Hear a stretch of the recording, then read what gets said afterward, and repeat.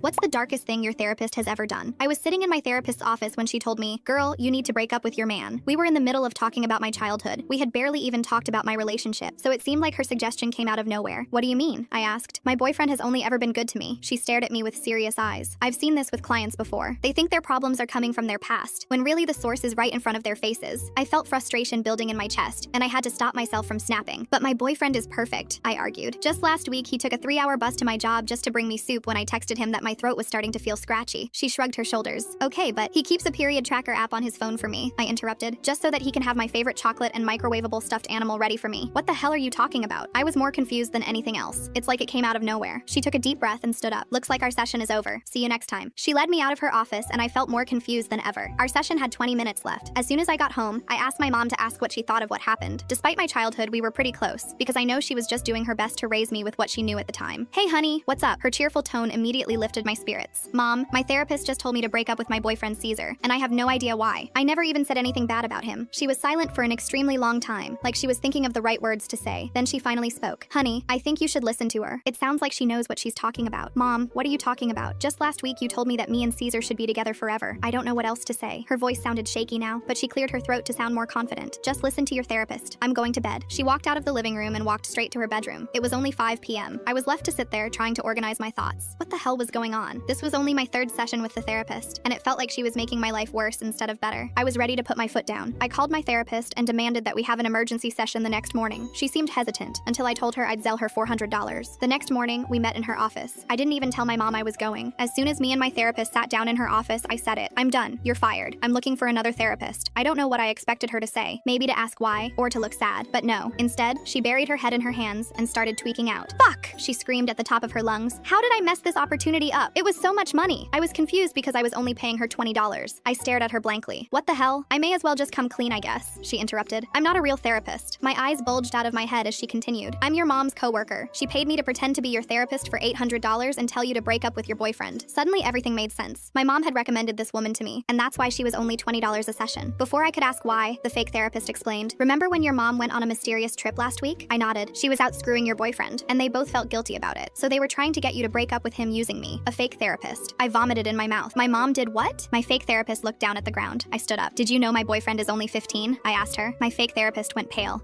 What? No, I had no idea. Your mom told me you were both 18. We called the police. Long story short, my mom is in the same prison as Diddy.